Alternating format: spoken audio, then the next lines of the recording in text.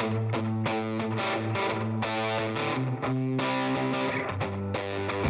listening to the Cantina Cast, your home for thought-provoking Star Wars talk. Join Albert and Jonesy in breaking down the latest news, trailers, movies, and of course, your favorite characters from a galaxy far, far away.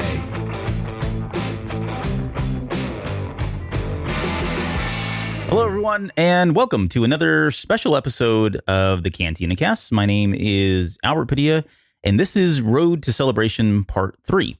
So, if you are new to this series or even new to the show, we have put together these bonus episodes ahead of Celebration next month, where we're going to be spending some time talking to some of the crew behind the scenes of the Cantina Cast and Earglue Media Network, as well as some of the hosts that you may have heard on the various shows, as they will be out and about with us at Celebration. So tonight, I have the pleasure and distinction of being with my fellow co-hosts of the Cantina Cast, Jonesy. Jonesy, welcome to the special episode of the Cantina Cast. I appreciate it, buddy. Good to see you again. Good to see you. And this is going to be a little bit... Oh, sorry, go ahead. No, yeah. Can you believe we're recording this on the 27th of March? 2 weeks from today, we'll actually be hanging out with some of the guys and actually being in Chicago. Yeah, that didn't hit me until about noon today when I looked down and realized that it was the 27th already. So, yeah, it is hard to believe it's here. I mean, we're done. I'm already getting emails from Southwest Airlines and everything else saying that it's time to go. Yep. Yeah, the family's reminding me too that they're very unhappy that I'm leaving. yeah, mine is too. But and so what we wanted to do was, if you've had a chance to listen to the first episode where I got a chance to interview Mike, and then Jonesy had his on the second one there, that what we'd like to do is just kind of keep that going. And we thought, well, how better to be, we couldn't be any more self-indulgent by interviewing each other. So tonight's episode is going to be Jonesy and I just kind of talking about our own experiences with the Cantina Cast, maybe Celebration, and then kind of going forward. But right before we came on the air, I guess one of the things that we were talking about, and let's just lead in with this, because I wanted to get your perspective on how you came about into the Cantina Cast, first as a listener and then as a show host. And I think the show host part, we can kind of both chime in on that one, because I think we've got some interesting perspectives there about how this all kind of came about for us each. But how long ago did you start listening to this show just as a listener or fan? It had to have been probably towards the middle, maybe the early part of 2017. And my story is a lot like most or many of our other listeners out there, where I was, of course, a huge Star Wars fan my entire life. And I was looking for a way to reconnect with it and be able to get excited about it. And Force Awakens was fun. Rogue One was fun. And I was just trying to do it. And I really didn't listen to podcasts. I was like, well, let me try this podcast thing and just, get into that and listen for it. Yeah. And so, like a lot of people, I was just looking for a Star Wars podcast. And I had kind of all the big ones that people are, usually have in their queue. And I just kept searching around looking for the one that was right for me, because some of the ones that I was listening to, they were very, very news-based, and some of them had maybe a little bit too many tangents for me for what I prefer to listen to. Right. And then I stumbled over the Cantina Cast, and what they were doing was just totally different, and it was really nerdy, geeky analysis of everything that we love, and half of the fun, I think, and you and I've joked with Mike over the years about this now. Funny to say years in plural, but yelling at the radio when the Cantina Cast was on with either how wrong they were or get back on topic or any of these other things, it was just a staple every single week. And it was just so much fun hearing what they came up with. And, and then when they opened up the Discord, man, I just, hook, line and sinker, I was in, and the community they started building was just so much fun. And, I'm really proud to be a part of it now. Yeah. Yeah, and I guess my story is similar, because I was, again, like you, listening, trying to find different shows. I mean, I was into Star Wars. I was into podcasts at the time, and I remember for those of you that listen to the show with any kind of regularity or the basement, that I'm heavily into scouting. And I was going on a 3-hour trip to a scouting event one year, probably about 4 or 5 years ago now, maybe about 4.5 years ago. And I didn't, I wasn't sure what I was going to listen to. I knew I needed to listen to something on a 3-hour drive. And so I just went and found a whole bunch of podcasts, downloaded a bunch of episodes. And that's what I listened to while I was driving out there and then on the way back. And this one, the Cantina Cast, for whatever reason, dumb luck, was the only one. I thought I had downloaded more, but it was only this show. So I had nothing but this show to listen to. And so I was listening to the back catalog all the way out there and then all the way back. So it was like 6 hours straight. And I remember distinctly on several of those episodes yelling and saying, "No, that's not right, Mike Rondo. That's not what happened. You've got this completely wrong." And it just kind of be a common trend for me going forward. And I came back and started just, listening to the show with more regularity and, yelling at this thing even more. And then I remember they said that they were going to be starting the Discord up. And I had just started playing Star Wars Galaxies. Oh gosh, what is the name of that? I don't even remember now. The mobile game. The mobile game? Yeah. Galaxy of Heroes? Thank you. Yeah. Galaxy Heroes. And I just joined like a guild and they were using Discord. And I thought, okay, I'm already in Discord. Jumped in there. There were like 3 people in this Discord. And from there, it was like, I had, plenty of access to both of them. They were the only 2 saps in there with, myself and those 2 and then 2 other folks. There was like maybe 5 of us that were in there for the first couple weeks until, they started pimping this thing out a little bit more. And that was fun because I got to talk to Mike and Joe as well. Mike wasn't as approachable, I would say, and I still give him crap about that even to this day. He was very standoffish, I think, at times. I think I annoyed him more than anything, and probably still do. But yeah, that's kind of how it got started. And it's funny because it's so weird how I even got pulled into this thing because I didn't really have any dreams, aspirations, or anything of wanting to be on a podcast. And they were going to be trying a new program to record their episodes. I think it was Cast because they wanted a way to bring on guests, and they were kind of burnt out on using Skype and some of the other applications that they had tried in the past. And I just happened to be sitting in the living room watching TV one day, and I think Mike posted in Discord, "Hey, can anybody jump on to this web URL and just log in? We want to do a recording session just to test some stuff out." I'm like, "Sure, I'll jump on." Threw a headset on, went in there, got on there for the first time, and we recorded all of about maybe 2-3 minutes. And then when I was done, I remember I was just kind of still in there, and they're like, "Okay, you can go." And so I excused. Yeah, exactly. I was like, "Man, this guy is a jerk." So then I logged off, and then I don't know. I guess it was from there they decided to bring me back on for a couple of things. But anyways, the whole point of that was just it's just weird how these things just kind of fall into place. Yeah, and where I got to know them a little bit better was when Battlefront 2 dropped. We started to play on the PlayStation, and we were having a good time and some kind of late night fights and things like that. And I would kind of how I started getting more aligned with Mike was I just started making exceptionally inappropriate comments to him, and it just became a running gag of a joke, and it kind of carried into the Discord, and we just started getting along and things like that. But it was interesting as the show started to change, I think, in, what was it, December of 2017. I think you started, November, December, something like that. Yeah. And then as we started to get in, and Mike was like, "Hey, we're looking at trying some different things and coming in." And he was like, "Do you want to, you ever thought about doing this type of thing?" And I was like, "It sounds cool. I'm looking for a hobby." So I haven't had a real hobby in a while. And we started putting together the plans of coming on for Cantina After Dark. But we were joking before we came on air. This was a bit like an arranged marriage of sorts, of where Mike brought us in. He had an idea of what he wanted to do, and we're like, "Here you go. Let's all sit down and just do this." And it's fun. And it was fun. It was just a casual conversation. And once you get over the nerves of it, and then he was like, "Okay, well, here's the plan going forward. You guys are gonna run with it and do it." Yeah. And we didn't even really, like, we had played maybe one game together on Battlefront that I recall, right, anyways. But we had never really even spoken prior to that. I think the liveliest conversation we had ever had was really around music, I think, more than anything.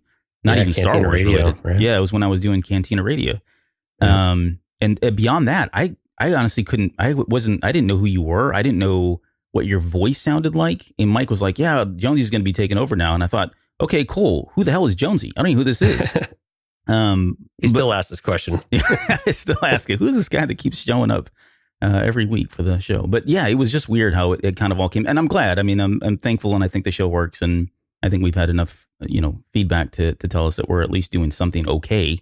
So yeah, thanks and kudos to him for that vision. Probably giving away too much credit, but yeah, it was pretty cool. I mean, and For Malice had asked a question a while back on a listener episode of, do we disagree, or what's our biggest disagreement and things like that. And it's really, even to this day, we just haven't had any disagreements. We don't have a ton of interaction outside the show and preparing, and in some of the interaction we have on Discord, but for whatever reason, our styles kind of align pretty well, and we get along. And what I like most about it with working with Albert is the preparation side of it, is that Albert, even if you don't see it, we share show notes. So kind of peel back the curtain, we share show notes and things like that to have an idea of where we want the structure of the conversation to go. But then we kind of keep our own side things so that it's a little, it just keeps it a little more conversational. So it's not so scripted or planned out. Right. And one of the things you never have to worry about Albert is that he's going to have about 22 pages of things written on the side of topics to discuss, or little jabs he wants to get in, or little fun tidbits of trivia knowledge that really, I think, really bring a lot of character to the show. And it's been a lot of fun doing that, and having to stay on my toes a bit. You've slacked off a little bit lately. Yeah, I haven't. It's mostly just tired. I just totally opened myself up for something. Yeah, soon, right. Well, now that you say that, stage. We'll wait till the podcast stage. Right. Do you remember but it's always fun though, man. No, thank you. Likewise too. And I'm going to give you a compliment, but I'm going to frame this. I'm going to set you up for this, so don't freak out here. But do you remember the very first conversation that we had after Mike had said, "Okay, you guys are going to be the show host going forward"? Do you remember what you did? No. Okay, so this is very Jonesy, folks. If you don't know Jonesy, I'm gonna spill the beans here. So this dude sends me an invite, and he's like, "Hey, let's get together, get to know each other one night or whatever." And it was, and I don't know if you were coming across this way, but to me, it came across as very formal, very structured, very organized. And I was used to working with Mike, which is not really any of that stuff. But we got on a call together that night, and it was almost like an interview. It was it was very structured. And this was Jonesy. Like you, this sounds like me. Yeah. And you had an agenda. You knew exactly what you wanted to do, the topics you wanted to cover. It was very formal. And you look and this plays into, your character, who you are. I get it now. This is very much you, but especially when you're putting the notes together, and then especially with everything that you've done for the network and how you've managed all of that, almost as a project manager to some extent. So, I mean, it is a compliment. Trust me, it is, because I honestly really enjoy structure more than just having, a Google Drive where we would just dump files and stuff like that back in the good old days, pre-Jonesy. So, but anyways, yeah, it's very funny. meticulous. Yeah, it's funny as we've evolved over the last year plus now. I'll ask Albert, "Hey, have you used this tool before?" And I can literally in my head picture him lighting up, because he's like, "Yeah, I have. I've talked about this before and we didn't do it. And now it's like this opportunity to go and do it." And it's really cool because we do have some similar preparation styles and some similar organizational interests and how we work best with some of it. And so it's kind of nice that while we have very different approaches to things, we've still got this general structure that still works, and we can fit within that, I don't know, that container, I guess you want to call it. Hey, so before we move on to Celebration, do you remember your first show and what that experience was like for you? Yeah, actually, I remember my first podcast period was with Crowley, actually. Oh, that's right. You were on there first. I did Bad Gamers. I just got my equipment in. Well, no, I guess I have to back up. I was actually on Cantina After Dark first, and I had my headset. I didn't have my better equipment quite in yet. It was just kind of I think it was, Mike was just trying this out. It was almost like an audition of sorts. And dude, I was insanely nervous, and it probably came across. And you and Mike had been working together for a while. You guys had a really nice rapport. You already learned the cadences and when to pipe in and when not to pipe in. And I was trying to, figure out how to work myself into the conversation with that. It seemed like I was just blurting in and stuff. And it was a learning experience as well, of like, sometimes this is what you have to do, especially in a 3-man kind of booth type of deal. Yeah.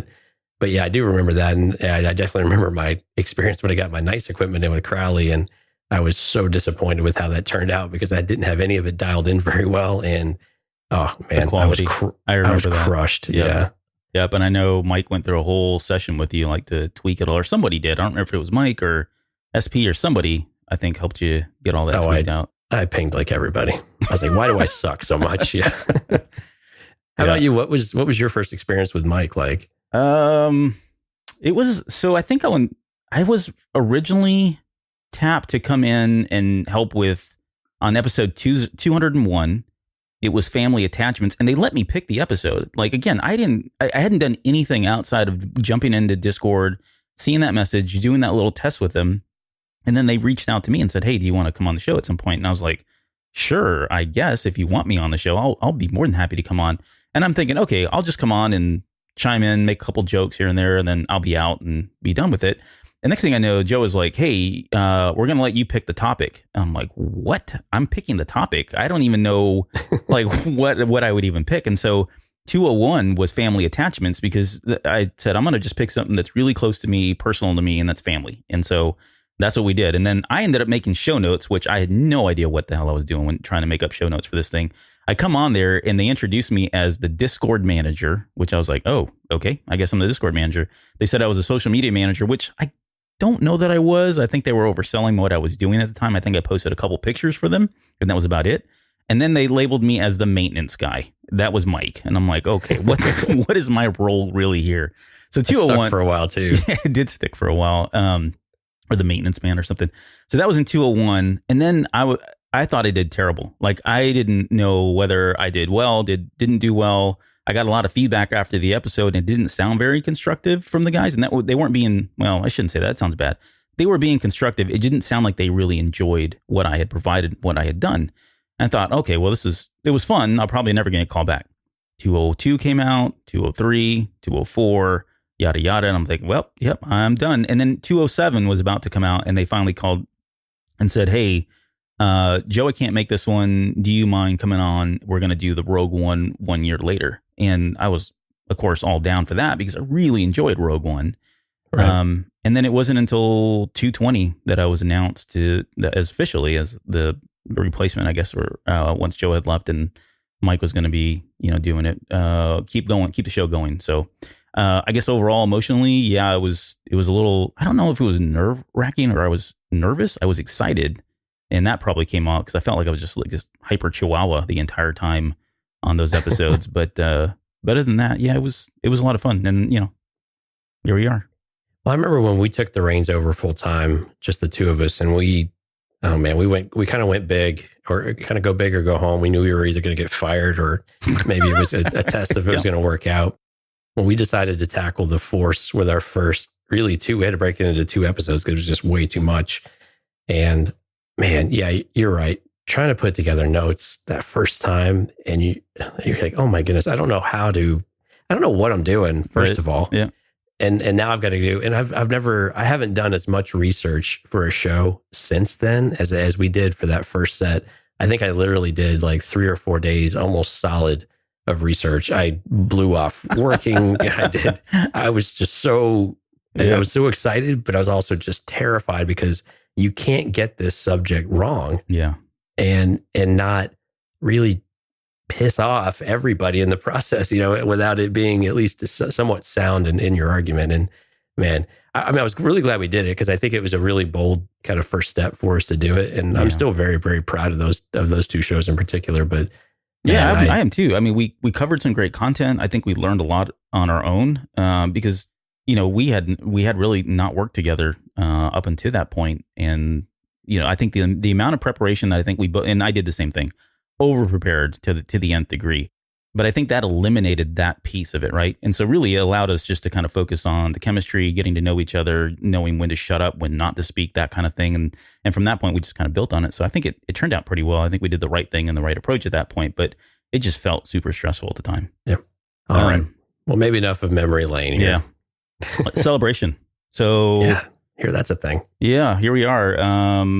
We're on the podcast stage, but so I guess apart from the podcast stage, when you look back, and well, you kind of answer this. Hopefully, it's not. But when you look back at the show and what you've been able to contribute to the show, either individually or together for us as a team, is there anything that stands out that you're just like super proud of? Right, and I say aside from the being asked to come on to the Celebrations podcast stage, anything else that jumps out that you're super proud of? Yeah, there's actually a few things, but if I had to summarize in a couple, one, it's I'm very proud that we've still been able to really cultivate the community and have, even with some of the challenges we've had in Discord over the past, we've really been able to turn that around.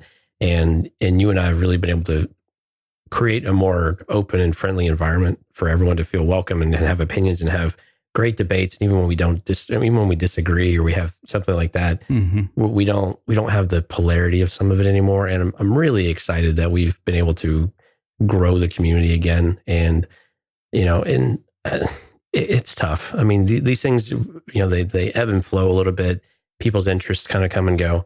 But I'm really proud that we've at least been able to engage people and they feel comfortable coming in. And we've been, lately in particular, we've been pulling new people in and having great conversations. I think the other one I'm super proud of, though, is that we've been able to keep this up week over week, because I did not understand. Mike always is concerned about us burning out and of pushing too hard, because just experience. Keeping this up every single week is a lot of work. And especially when you're not a news show. If you're a news show, you just pull on the news and you fill in the content wherever you need. If you have a shorter show, you have a shorter show. If you have a longer show, you have a longer show. Well, we're largely targeting an hour every single week.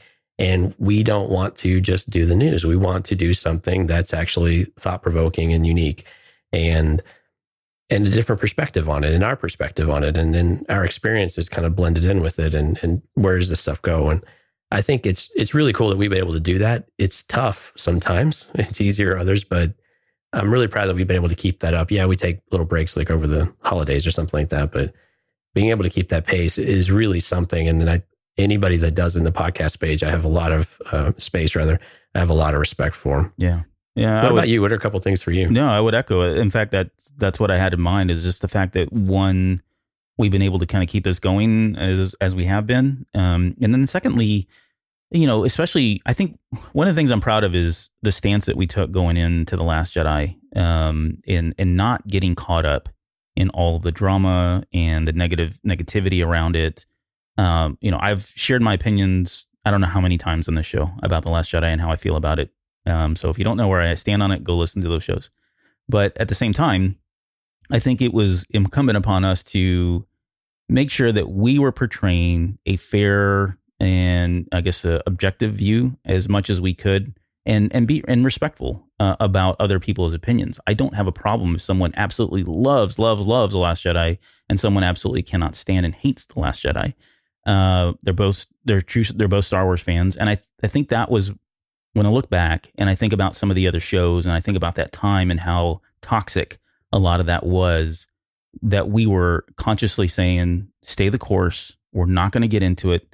Stick to what we do best. Dissect, talk about theory, speculation, that stuff. We didn't dive into it and we didn't feed into it. We didn't feed the trolls, and we just, I think that I'm proud of the fact that we didn't go that route, because I know, again, a lot of shows did, and some of them are still paying the price for doing. And we all knew that at some point this would all blow over, and with time, things would heal.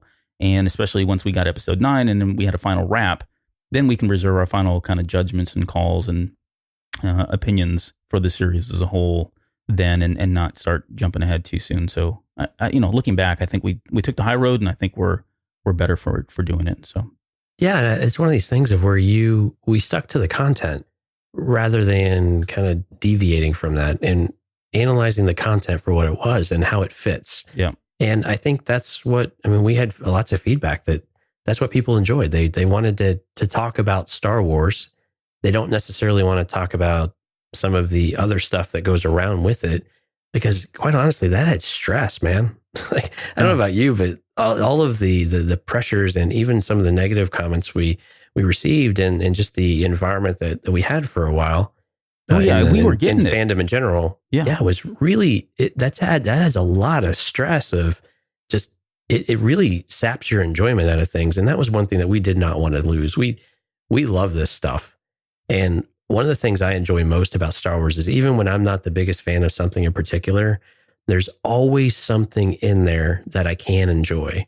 And I try to focus on those things. I don't stick my head in the sand, but I try to focus on the things I do enjoy. Yeah. And I try to accentuate those parts, and the rest of it, let's talk about it. Let's be critical of it. How does it, why does it work that way? What do we enjoy or what's not working for us? But I don't have to dwell on some of that stuff. Yeah. And I want to be able to really focus on, and you know what, if there's a different perspective, man, let's talk about it. That's cool. But I want to talk about the parts that bring us joy rather than, just completely beating ourselves up over it. Yeah. It's a lot easier just to, be pissed off and beat yourself up. So go back to Celebration now. So apart from being on the podcast stage, anything you're looking forward to?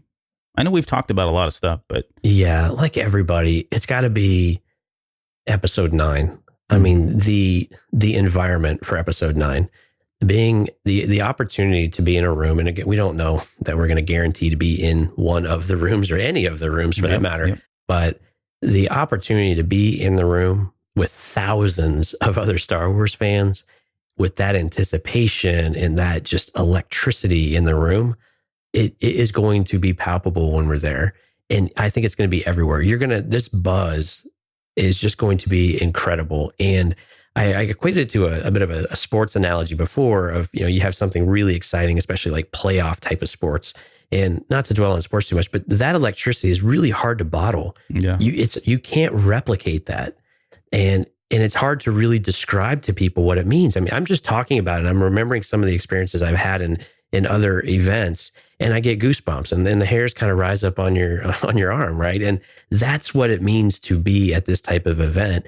And I think episode 9, and I think the Clone Wars, and maybe even Mandalorian, really have the opportunity to provide that type of experience and that type of memory for people, to where you're going to look back on it and be like, this is why I'm a Star Wars fan. This is what makes our thing so unique and so much fun and so exciting. Yep. Yeah. It's I don't even know what to expect. Like I don't even know that I have any really true expectations. I know I'm excited about it. I'm trying not to stress about what I'm going to see when I get there. Right. Yeah. We were talking about that. The schedule can be overwhelming. Yeah. I mean, the schedule is overwhelming. I just, and then, so I would say that, episode 9, The Mandalorian, Clone Wars, I'm even looking forward to the Rebel stage, the fandom there as well. And then of course, and I know you know this too, because we've talked about this, just getting to meet a lot of the listeners and supporters of the show. Absolutely. Is probably going to be the biggest highlight. I know Mike was kind of hitting on that.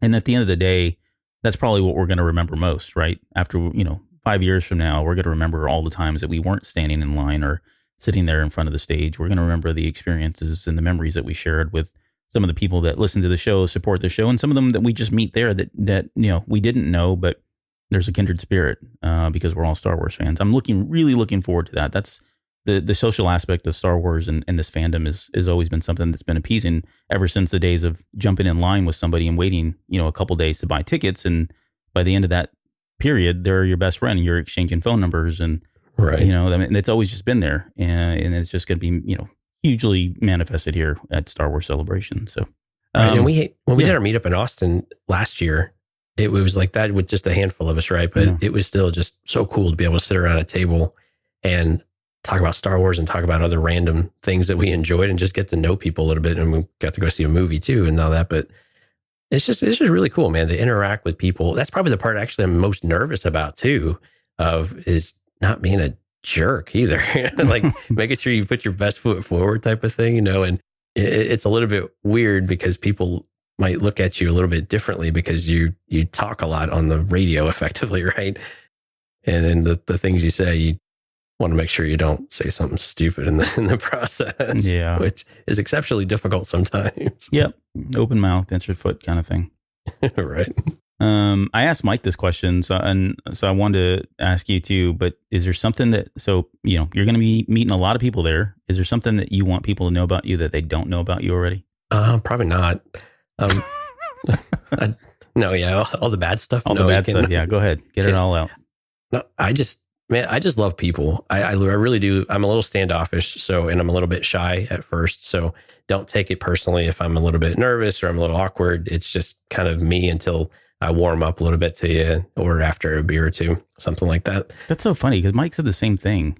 And I don't, maybe I'm too close to you guys now. I don't really see it, but that's just it's bizarre. Well, yeah. And when you hear people on the radio and on podcasts and things like that, I don't think it's difficult to say that because they just have all these things they say and there's no trepidation about it. It just kind of comes out, right? And every once in a while you catch someone's nervousness about it. And I think some of it, when you have a good co-host and you have good relationships of that conversation, you miss all that stuff that you see in reality of like, this is a brand new person, and those awkward silences of like, okay, who talks first? Who talks next? You know, that type of thing, but I think everybody's going to be like that, right? Everybody's going to be there, but come out to an event, we'll get a couple beers in us and we'll be great.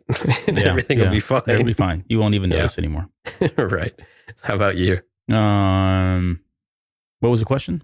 No, what am I? That's a good point. It was your question. What's something people should know about you? Oh, gosh, I don't know. Go listen to The Basement. My whole life story is out there. That is true. And everything. I guess if you don't know, maybe the one thing is I'm not embarrassed about anything at all that I like. And I love everything to the nth degree. So, and I'm not shy. I'm not, dancing on tables with lampshades on my head, but I'm not really a shy, introverted kind of person. I'll talk to just about anybody. So, but yeah, I don't know. There's nothing that I don't like, I guess, is probably, if you don't know that about me, it's true. I even think the Spice Girls. I like Spice Girls. Oh my God. That's a whole, if you want to talk dance and stuff like that. I know way more than I ever wish I knew about any of that stuff. Yeah. I'm the same way though. There's really no topic I don't want to talk about or care little to talk about. I think there's some maybe you prefer, but man, I love all the stuff that you're doing on The Basement. I love video games. I love, I don't watch a lot of movies, but I like movies a lot. So I love talking about that stuff. We talked a couple times. I was a musician when I was younger, especially symphonic music. So I love talking symphonic music and things like that. I love Tom Petty. That's how you and I kind of connected on Cantina Cast. Right after Tom Petty passed away, we had some special moments there. They were special. They were. I used to be a mime, but we'll save that when you get out to Celebration. I'll tell you all about that. And you used to be a shark or a dolphin? Yeah, I was I've been a dolphin, a penguin. I was a mime. I was a park ranger. Ask me at Celebration. I'll tell you all those stories. There's going to be a day where someone's like, this is your life, Albert Padilla. I don't want to see it. And you're going to be like, this is the weirdest movie I've ever seen in my life. Yep, it's exactly it. Hey, so before we go here, what's next for you? Because we don't really, and I know this sounds weird, but it's true. We don't, honestly, Jonesy and I don't really get it. We have very, very busy lives, right? Both of us individually. And we don't really get to just talk and hang out outside of work or outside of the show. But I don't even know, we don't even talk to the extent of what are you doing next with this hobby that you've now dove into so well? Is it that you work on anything outside of the show or any future projects? And I know you got a lot going on with the network and that sort of thing, but what are you brewing over there? Well, yeah, there's things I'd probably like to work on that I defer, but I really enjoy helping out the other people on the network. So I've been helping Mike a lot with the Manny Faces podcast, and it sounds like he'd like for me to come in and again, this same consistency and finish up some season 1 that we've been doing. We released the first half and kind of knock that out and then get the plans going. I've loved helping out on the others. I just like filling in. I like filling these needs, and I really have enjoyed working on the network as a whole, messing with the website and coming up with different ideas and saying, let's try this or let's try that. And, if the time works, but one of the things I really enjoy craft beer, and we've got such a great scene here in Houston. And I listen to podcasts actually all the way out in Minnesota and New Hampshire and things like that in order to hear those scenes because they're so amazing. And one of the things I would always love to be able to do would be to have a beer podcast that's not so pretentious. There's a really great podcast out there. It's explicit. It's great, but it's explicit. So I'd like to have kind of a cleaner version of that one, so it's more acceptable to people. Yeah. But, it's, that's kind of one of my passions that I like to do. But again, finding the time to do it's always really, really tough. Yeah. And you can't exactly just go around drinking beer all the time. Yeah, sure you can. So I'm told, at least. Well, But- yeah, I know people that did well with that. But what about you? What's outside of the basement, man? What makes you tick, or what are you looking forward to doing? Or is it just, I got to get more in the basement? Yeah. I mean, that's a loaded question. I mean, I got the basement going and that's kicking up again, which is good.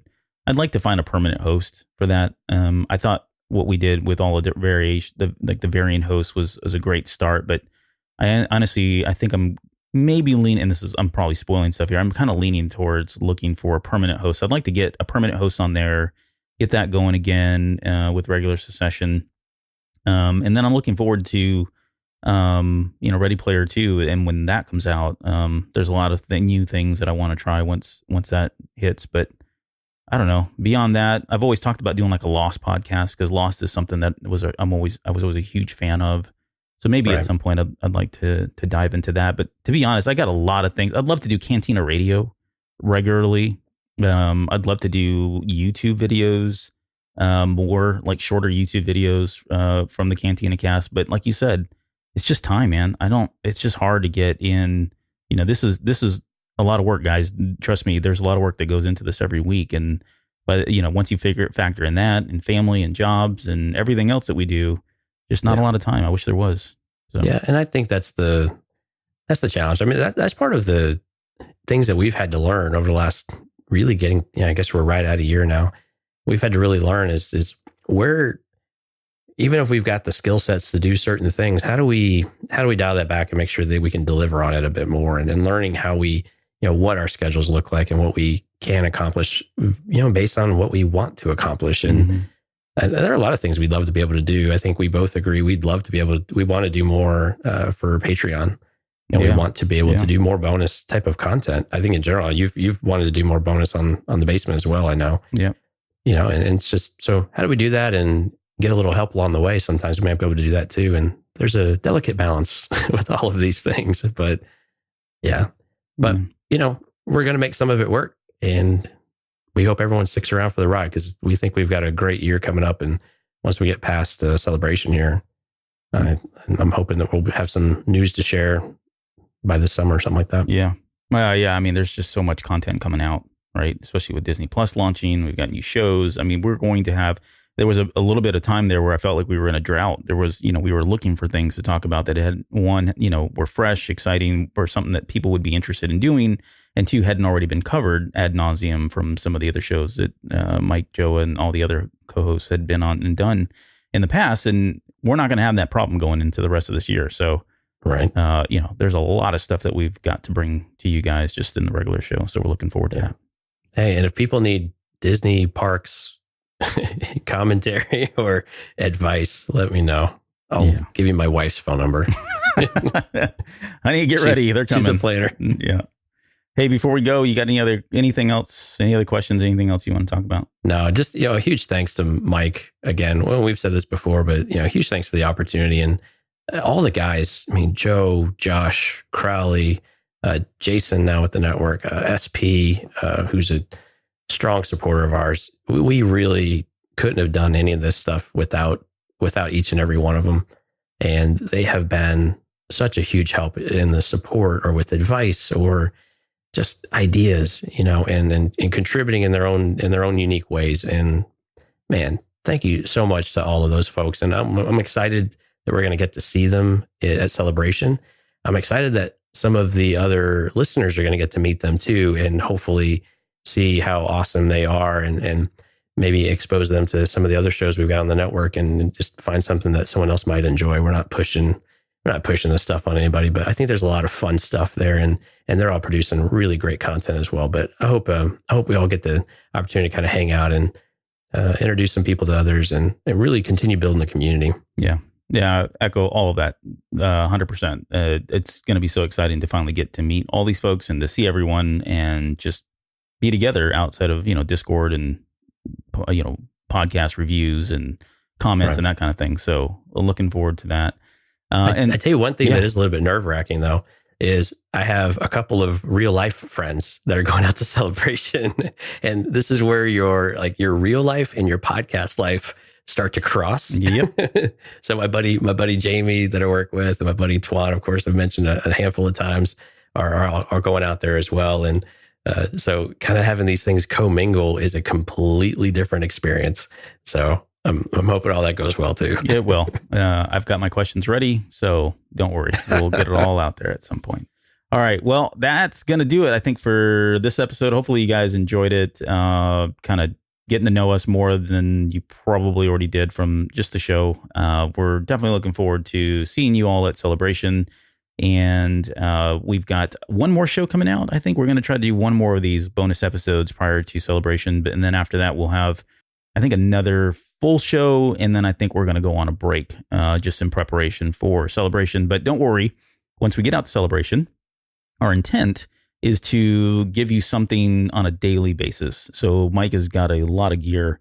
We've got a plan set up, and we're going to try to bring you something. It may not be, full length, hour type shows, but definitely give you guys something every day while we're out at Celebration, and give you something to listen to and kind of churn on. So looking forward to all of that. So yeah, we know not everybody can be there. Unfortunately, we're not going to be able to live stream a lot of it. The internet connection is just not going to be probably up to snuff to be able to support that. But man, yeah, we want to be able to churn something out, keep everyone in the loop, give our perspective on it. And there's going to be a lot of exciting things going on. So we want to make sure that for the folks that aren't able to be out there, we still fulfill that need. Yep.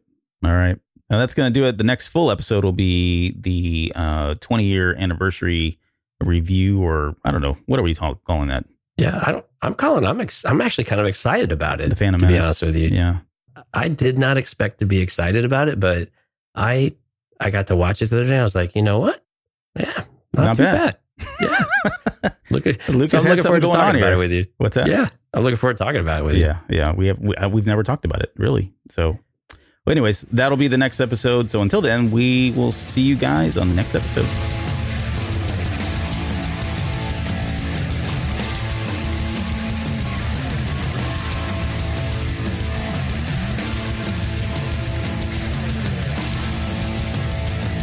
You're still listening? Wow, that's amazing. Well, I'm here to give you the disclaimer. Normally we do a big, long, drawn-out disclaimer thing saying what's what and who's what and all that other stuff, but I think you guys kind of know that Lucasfilm and Disney have no affiliation with us at all, and we have none with them. We talk about Star Wars, which is their property, and all that other good, fun stuff, but I think you can tell which is our stuff and which is their stuff. If you can't, well, then send a lawyer to send an email to me, and I'll be glad to chat with them. Other than that, you know what's what, so that's your disclaimer.